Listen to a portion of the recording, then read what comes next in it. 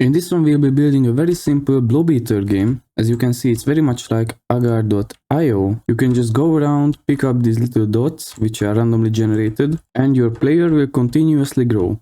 We'll be going over handling key down events, key up events, some styling from JavaScript, and custom DOM manipulation. Let's get started. We'll start off in our HTML, which is completely empty except for the style.css and the script.js linked. And we'll start by creating a div with the class playground, and inside that div we are going to create yet another one, and this one is going to have an ID player. We are basically done with our HTML, and let's just go to our CSS, which has some basic settings. And here we'll need some basic stylings. For example, the playground needs to be styled so that it looks actually like a playground. What we'll start off is very important because its position is going to be relative. That means that it's going to be a parent to absolute positioned elements. Let's just give it a little bit of border, width and height, a new grayish background color, and use a flexbox to justify everything to the center. So align items center, justify content center, and we are done with the playground. We still need, however, to style the player, which here it's important. Its position is going to be absolute so that we can move it around with JavaScript. Its width is going to be 25 pixels, and we don't need to set a height because we'll be seeing aspect ratio 1. That means its height will always be equal to the width, and this is convenient for us because then we only have to increment the width in our JavaScript, and this way the blob will actually grow. The border radius is going to be 100% for a full roundness. Let's give them some border and background color, and some other attributes like the top 50% and the left 50%. This will make them positioned towards the center of the screen along with the transform translate -50 and -50. Together with this, you can always center absolutely positioned element. And the transition for the width and height is set so that when it grows, you can see a little transition. One last thing is that we need a food class that's going to have a position absolute, an aspect ratio of 1, and a border radius of 100%. This one we are not using that. We'll be dynamically adding this class to a dynamically created element, but these are some basic settings that we don't want to randomize in JavaScript. The other ones will be randomized. And now in JavaScript, let's just get the player and the playground. So const player will be equal to the document.get element by ID, and remember we gave it an ID player. The playground as well, except the playground will be selected by the query selector, and we are looking for the dot playground. It's very simple. We'll be defining two values.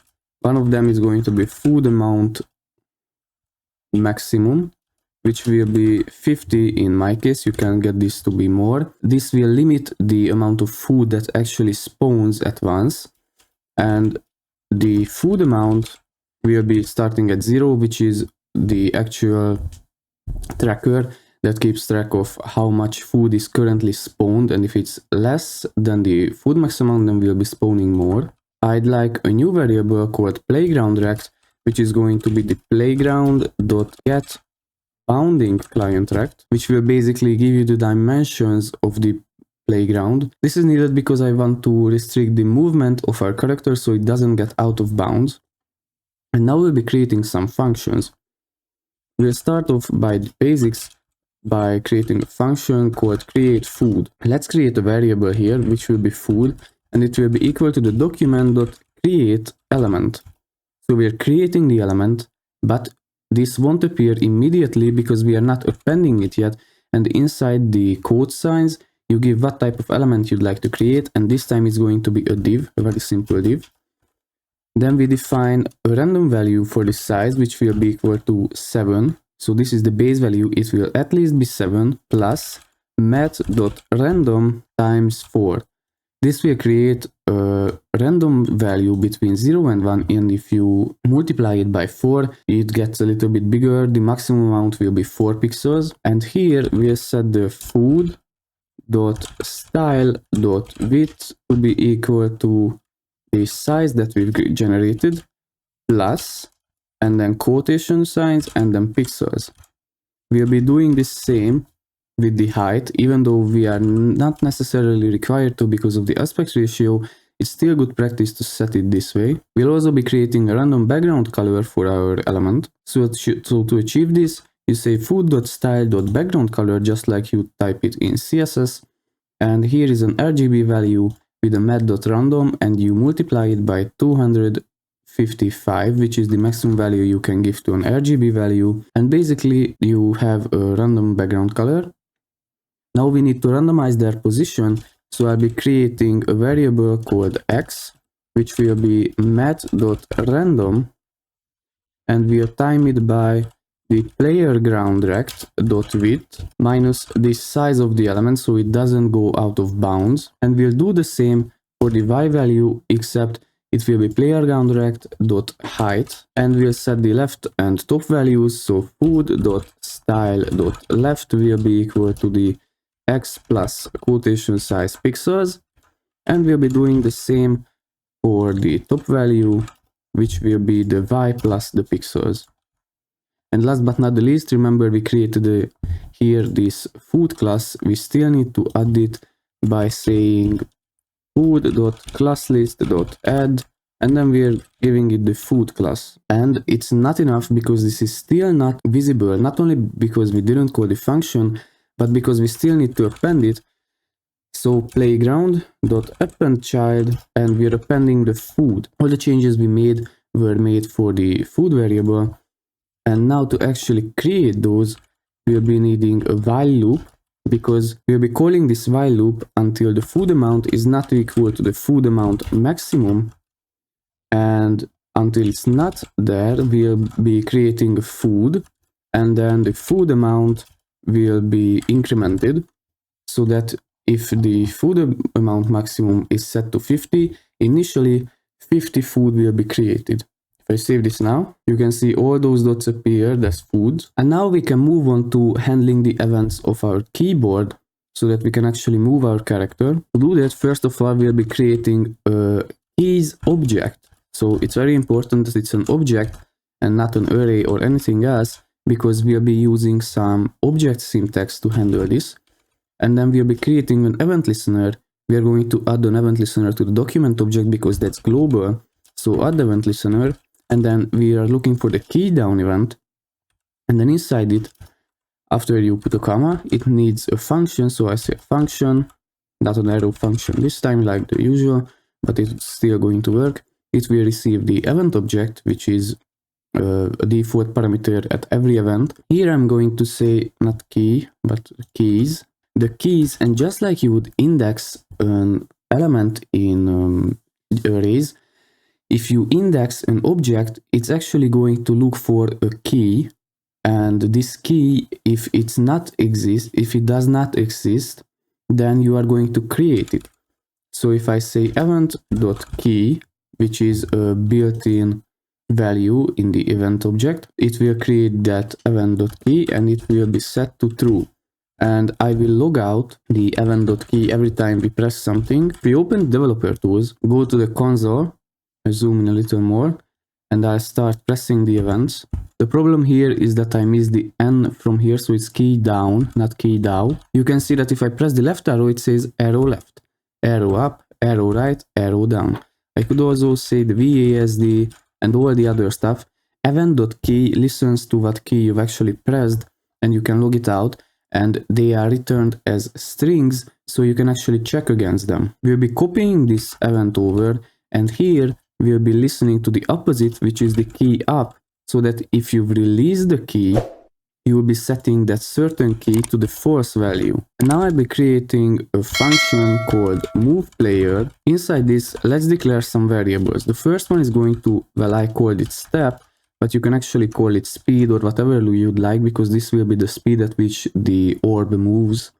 And we'll also be getting a player rect, which will be the player dot get bounding client rect. This will get us the x and y values. Actually, we can console log this out if you want to, but I'll put it outside so it will get only logged once. You can see that there is the bottom, the height, left, right, top, width, and x and y values all in this bounding client rect. And we'll also be creating two more variables. One of them is going to be the new top, which will be initialized at the player.offset top. So we are getting the current position of the player's top position. And the reason we are doing that is because we will be increasing it or decreasing it depending on which arrow keys they are pressing. And we'll also be doing a copy of this, and new left will be equal to the offset left. And what we'll be looking for now is an if statement.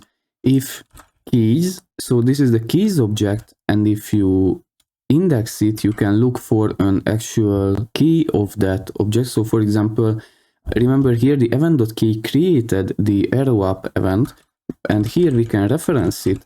So arrow up, if keys.arrowUp is true because we set it to true, and if the player rect.top is greater than the playground rect.top, so we are not exceeding towards the downside. This check is needed to not exceed the bounds of the actual little playground that we have. And if this condition is met, then we are going to set the new top minus equals to the step. So we are decreasing the new top by 2, and we'll be copying this over 3 more times because we still have some work to do.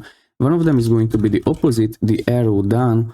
Here we'll be increasing this step, and we're looking for not the top but the bottom on both the player rect and the playground rect, and it's going to be bigger. So it's just the opposite of what we did here. And then we need the arrow left. Here the others can stay, except here we are looking for the left so that it doesn't go outside of the left space.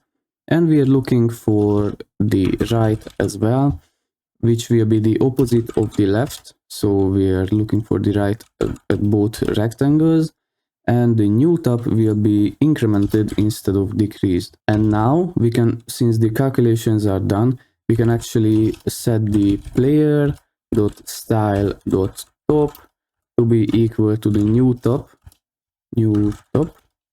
plus quotation marks and pixels.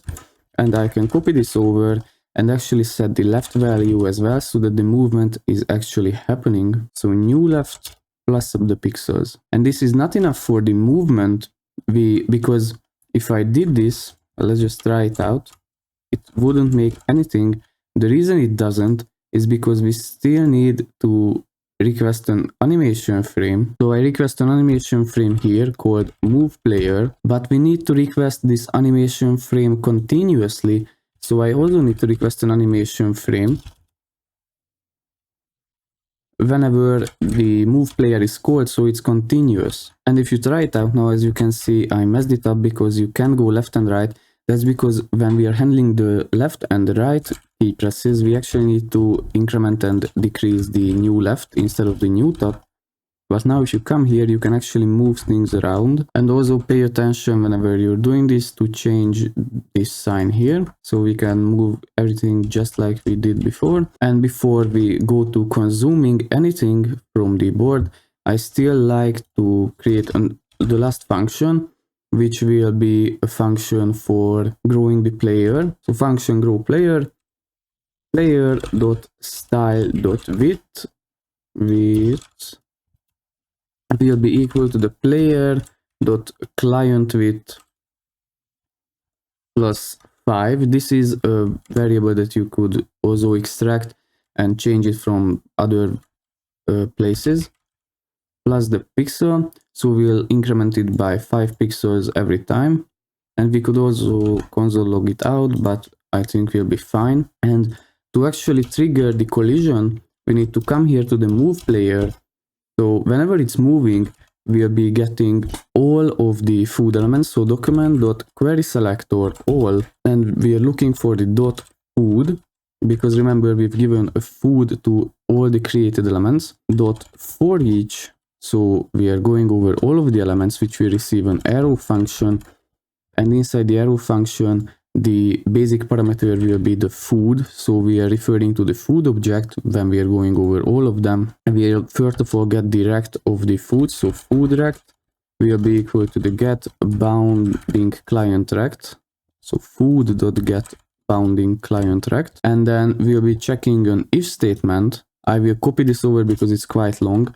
So if the player rect.left is less than the food rect.right, and the right is less bigger than the left, and all this stuff. So basically, if we are colliding with it, if you check the positioning, then we remove the food, so food.remove, this will remove the whole node, and we'll be calling the grow player function, and we'll be calling the create food function. So we are creating a food again whenever one is consumed, so that it's an infinite game. And now for testing purposes, I will push this up to 20 pixels instead of 5, so you can actually see that it grows. The transition that we've given it in CSS is working, because it's not just snapping up, but there is a little smoothness in it. And yeah, basically you're done. Your little blob is working. It's similar to agar.io, except it's not that competitive. It's just a offline blob eater. So just to recap, first of all, we are getting the player and the playground, defining a maximum food and the food amount,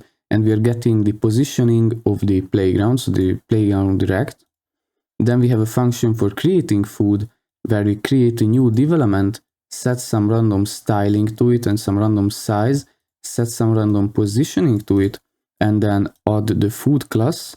And last but not the least, append the child to the actual DOM element, so it's actually visible. And then we are creating initially all the foods. Then we are creating a keys object, and in this keys object is going to be used when we add event listener to the document to keep track of the currently pressed buttons. Then we are moving the player. So in this move player, we are defining the speed of the player, getting the player's position and rect, defining a new top and new left variable, and then changing those variables depending on which key is pressed. And this will be set every frame. Then we are setting the style and the top and requesting a new animation frame. But before that, we are also checking the collision on every movement frame, so that if they collide, we remove the food, grow the player, and create a new food randomly on the screen. And there is a function for growing the player, which is pretty simple. And the request animation frame is what's going to start it all, because we need to request an animation frame for the movement. So whenever you're working from JavaScript, you have to request it so that it's updated and rendered on your screen. So that's it for our JavaScript, and that's it for the game. I hope you enjoyed it and it was understandable. If you found value in it and would like to see more, please consider giving us a like, maybe even subscribe. And other than that, I hope to see you in the next one. God bless.